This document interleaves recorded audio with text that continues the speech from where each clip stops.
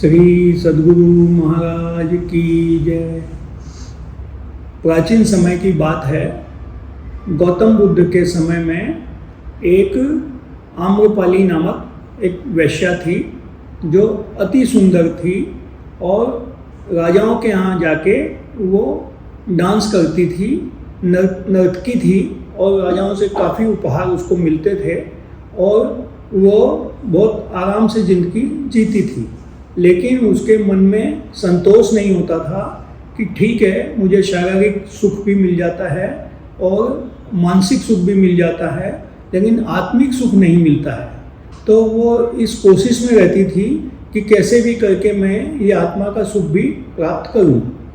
उसी समय की बात है, वैशाली जगह जो है वहाँ पर गौतम बुद्ध चौमासा मनाने के लिए आए हुए थे। उनके शिष्य बाकायदा मतलब सब जगह भिक्षा मांगने के हिसाब से जाते थे। तो वो आम्रपाली के यहाँ बहुत से भिक्षुक नहीं जाते थे, लेकिन एक भिक्षुक उनके यहाँ मांगने के लिए, भिक्षा मांगने के लिए गया। तो आम्रपाली उनके चरणों में नमन किया और बोला कि भाई आप चौमासे में यदि मेरे यहाँ रहेंगे तो मुझे बहुत खुशी होगी और मैं आपकी पूरी सेवा करूँगी और किसी भी तरह से आपके व्यवधान नहीं डालूंगी। जो भी आप ज्ञान ध्यान जो भी करना चाहेंगे मैं उसमें कुछ भी व्यवधान नहीं डालूंगी। मैं सिर्फ ये अपने घर में किसी संत महात्मा के चरण रखवाना चाहती हूँ, जिससे मेरा जो ये दूषित वातावरण है वो शुद्ध हो सके।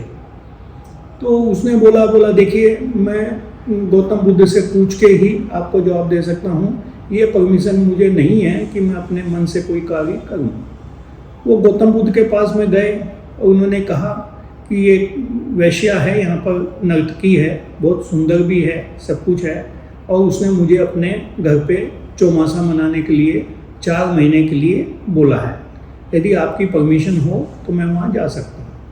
इसी बीच में जो दूसरे शिष्य थे गौतम बुद्ध के, उन्होंने जलन के हिसाब से बोला प्रभु इनको परमिशन मत दीजिएगा, वो अति सुंदर है, ये उनके मुँह में पड़ के और ये अपना सर्वनाश कर लेंगे और इससे हमारी भी संस्था की बदनामी होगी और वो नर्तकी बहुत बड़े बड़े राजा महाराजाओं के जाती है, तो इसको भी प्रलोभन दे के और ये इसको संस्था से अलग कर देगी। गौतम बुद्ध जानते थे कि वो शिष्य ध्यान ज्ञान में कहाँ तक पहुँचा हुआ है। उनको मालूम था ये संयम से रह सकता है। तो उन्होंने बोला तुम इसकी चिंता मत करो, ये मैं देख लूँगा, और उस शिष्य को परमिशन दे दी कि तुम 4 महीने उस वेश्या के यहाँ जाके रह सकते हो। तो वो शिष्य उस वेश्या को बोला हाँ ठीक है, मुझे परमिशन हो गई है और कल मैं आपके यहाँ आना चाहता हूँ। तो बोला ठीक है, आइए, स्वागत है। तो जैसे ही उसके आने की सूचना मिली तो वो जो वेश्या थी, नर्तकी थी, वो बहुत अति खुश हो गई और उसने पूरे अपने जो भी महल जैसा घर था उसको अच्छे ढंग से सजाया, संवारा, रंगोली लगाई, लाइटिंग लगाई कि आज बहुत सालों बाद मेरी इच्छा पूरी होने वाली है।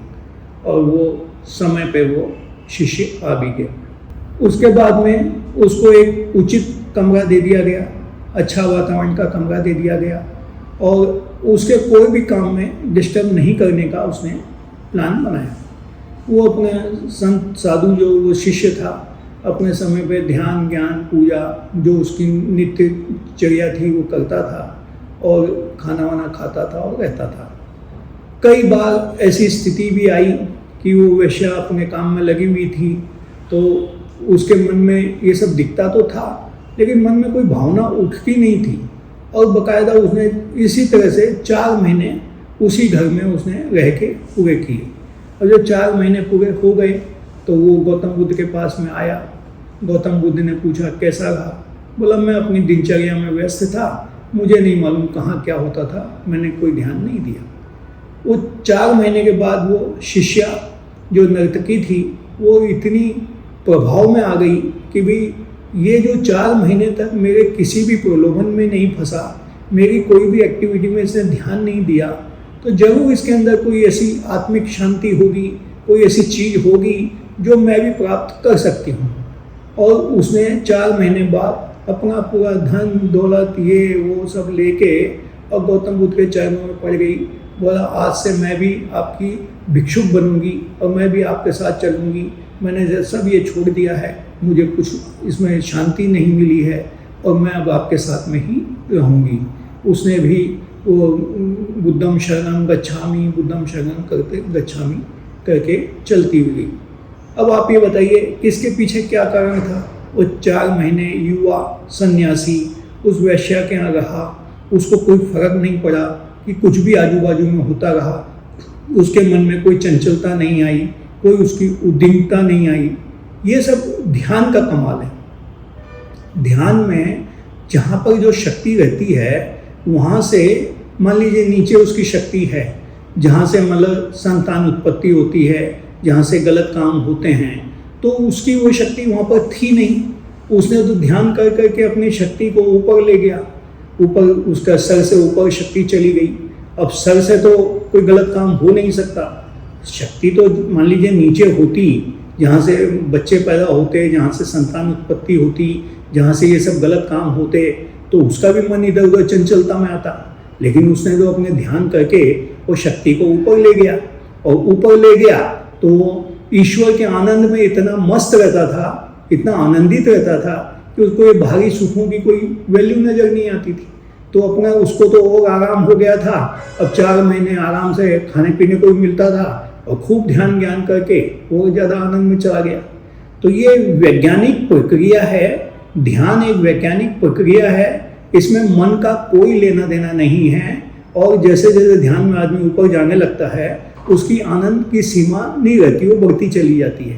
तो बाहरी जितने भी ये सुख हैं, जितने प्रलोभन हैं, सब उसके लिए नगण्य हैं, मिट्टी जैसे हैं, उसके लिए कोई फर्क नहीं पड़ता। वो महल में रहे, झोपड़ी पे रहे, झाड़ के नीचे रहे, कहीं पर भी रहे, उसको फर्क नहीं पड़ता। अब इसका उदाहरण है ही है, गौतम बुद्ध पहले महल में ही रहते थे, महल से वो जंगल में रहने लग गए, झाड़ के नीचे रहने लग गए और आनंदित रहते थे हमेशा। अब उनको कोई फर्क नहीं पड़ता था, कहीं पर भी रहे। उनकी अंदर की जो ऊर्जा शक्ति थी इतनी फैल गई थी कि अंदर अंदर तो फैल ही गई थी ऊर्जा शक्ति, उनके आजू बाजू में भी फैलने लग गई थी। और जो उनके प्रभाव में आ जाता था वो भी उन्हीं के साथ में हो लेता था। अब 4 महीने वैशाली में गौतम बुद्ध ने चौमासा ही बिताया था ना। उस चौमासा में एक इतनी बड़ी नर्तकी को उन्होंने भिक्षुक बना लिया, तो इससे कितने लोगों पर प्रभाव पड़ा कि भी हमको भी अच्छे काम में लगना है, अच्छे ध्यान ज्ञान में लगना है, जिसकी वजह से जैसे वैशाली ने सब त्यागा तो हम भी त्याग के और अच्छे काम में लगें और अच्छी ज़िंदगी जिएं, अच्छा भविष्य बनाएं और अच्छा अगला जन्म भी बनाएं। श्री सद्गुरु महाराज की जय।